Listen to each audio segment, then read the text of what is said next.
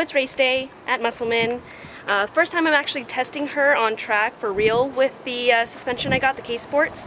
I went to autocross and we forgot to adjust how soft or stiff they were. They were all soft all the way around. So this time we're going to adjust that so I can hopefully better my time at Musselman.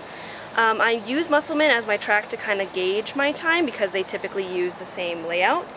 And yeah, so we'll see, my progress with the suspension. Basically, I'm upgrading the Wagon as my progress gets better. So once I drive the suspension, if that makes sense, next will be brakes or tires and so on and so forth. So I'm hopefully going to beat my time with the hatch I had for like a week.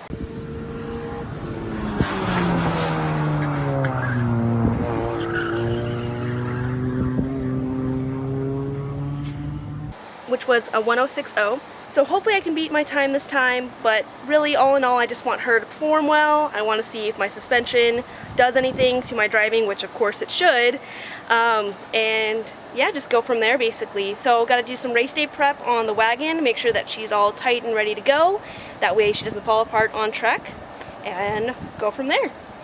But super nervous, super worried as always, and I don't want to go on the rumble strips again because I'm really terrified of messing up this oil pan, because it happened to someone while it was there at Musselman a couple of times back. It was a poor little hatch whose oil pan just got ripped out from underneath because of the rumble strips. But all in all, just hoping for a better time and hoping that the Wagon just stays put together.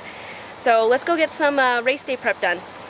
So for prep, in the engine bay anyways, you typically want to look for cracked lines, check all the fluids, make sure your battery's tied down nice and safe, and nothing's going to go flinging, and nothing's going to leak or drip and on the track, and basically shut down the track for the night. You gotta check all the hoses, make sure they're not cracked, checking the belts, make sure those are okay and nice and snug, and then kind of just going from there. Just a general look over the engine bay.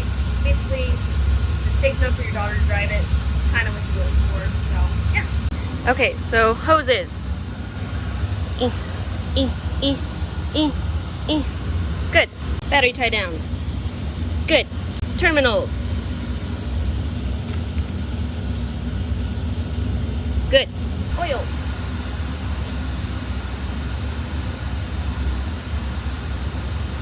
Not good. So it's just about halfway. So it's a little low on oil. You want to make sure that you have enough oil in it to race, and so you're not running your motor without any oil, because that's a no-no. So gotta put some oil in it. So Brandon double checked the skid for me. It's about half a quart low. So I got baby funnel and gonna put half quart in.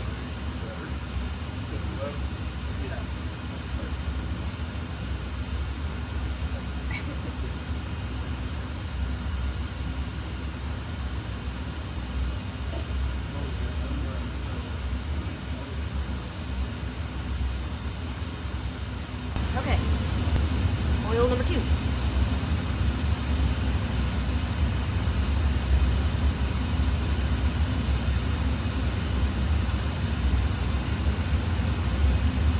And now it's good. Brake fluid. Good. A tiny little clutch master, it's so cute. Good. Coolant.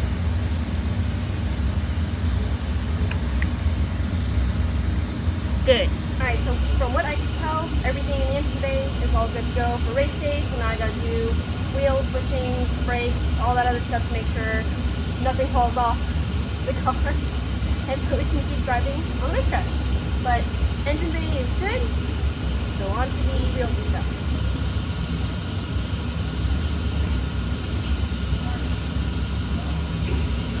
Ball joint, bearing, steering, good. Driver side rear. Good. Passenger rear. Good. Brakes in the front. Good. Driver side brakes. Good. Driver side axle boot. Not doing so good, but not leaking enough and we can't find a leak, so good.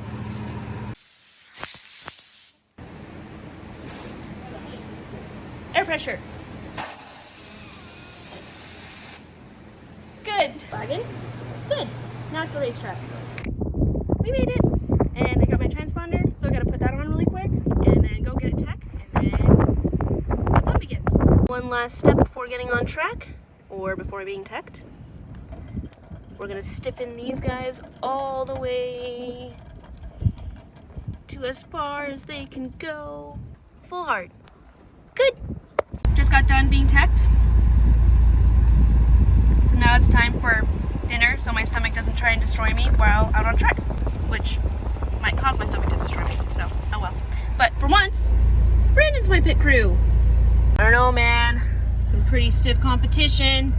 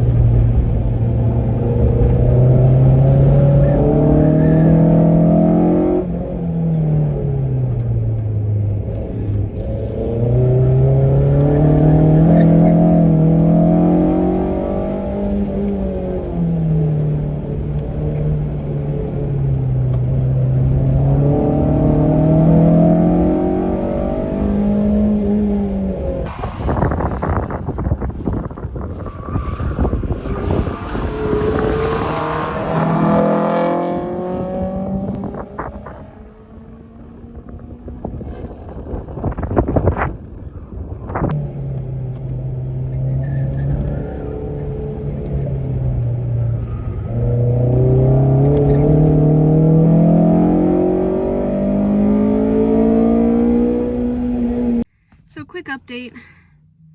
I'm currently dying in the fit right now because I feel like I'm gonna puke, and I got motion sickness while I was hunting down Kyle, and then my car started puking coolant, so we're both not doing so well right now. But I can't go see why it's puking coolant, because if I move I'll puke my guts out. So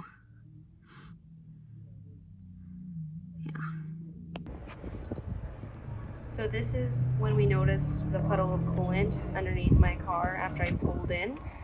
So we decided to look in the engine bay to see if we can find where it was coming from.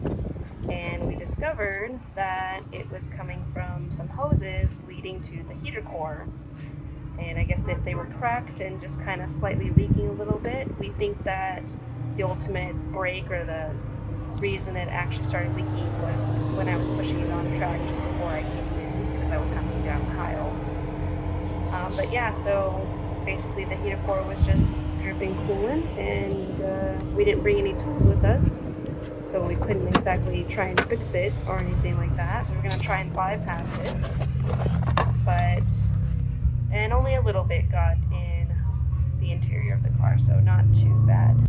I can honestly say this is the worst I've ever felt, and motion sickness wise, after racing, so I'm pretty sure Brandon can testify to that. Yeah, I've never seen you this bad before. Yeah, so if the car can make it out again, great, but that doesn't mean I can. I will say working in the heat right before I came out to race was not a good idea.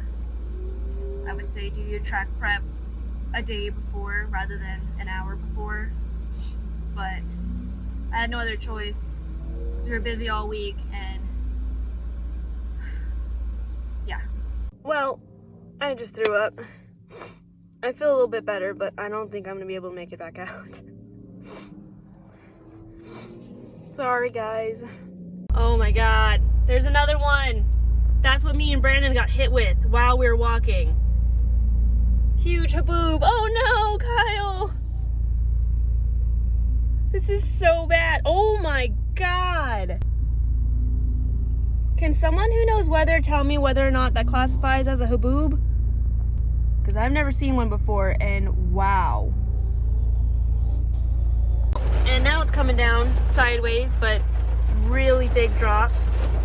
So no one's out on course. And this is the beginning. Yeah, and that's the storm that has yet to even come this way. They said that the track dries off pretty quickly, but if it's gonna flood, I don't think so. So we checked my times. They don't have the TV set up and you can only do printouts, so the guy had to tell me what it was. But apparently my best time right now is a 1:11. So I have 5 seconds to kill to at least get near my previous best time, what, 1:06.0? Yeah, but with rain, it's probably not gonna get there. Oh no, with rain it's gonna be much slower. I have ran twice on this track in a storm before, and it's fun and all, and yeah, it teaches you adaptability and, you know, it makes you a better driver and so on and so forth, but I care about my times. The whole point of being out today was for me to learn my suspension again or learn my car because of the new suspension, not to race. So, plus I'm feeling somewhat better after throwing up. However, my car is still broken, the heater core, and I'm still broken. So I don't know if we're going back out. So this is what we're sitting in still. It's been like 10 minutes since I filmed last. I wouldn't want to race in this anyways. I mean, some rain is good, but there is no visibility. I can barely tell because he has headlights on. That's all I can see. Yeah, they should pull him off the... Oh my... Ooh. You know, people always make that joke living in Tucson. People constantly posting videos of rain. This is why.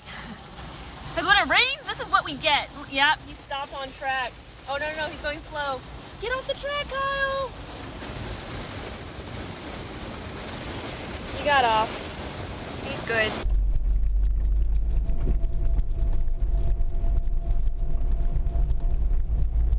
Well, we made it to the shop. I'm soaking wet because I had to get my transponder off in order to get my license back. And I parked underneath an awning right where the awning ended. It was right where my transponder needed to be cut. And I had no other option because everybody else parked under the awning. So I got soaking wet on top of feeling like crap and my car puking out coolant. So that's great. The sucky thing is with track day prep, there's certain things you can't check for.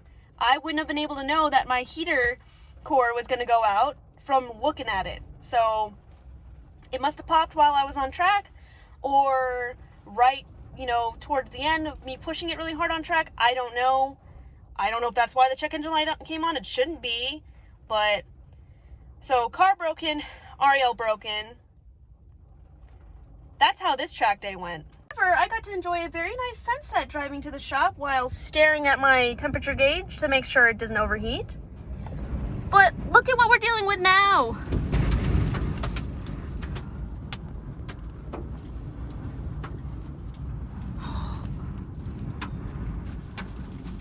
All right, into the shop. All right, made it into the shop, but listen to that.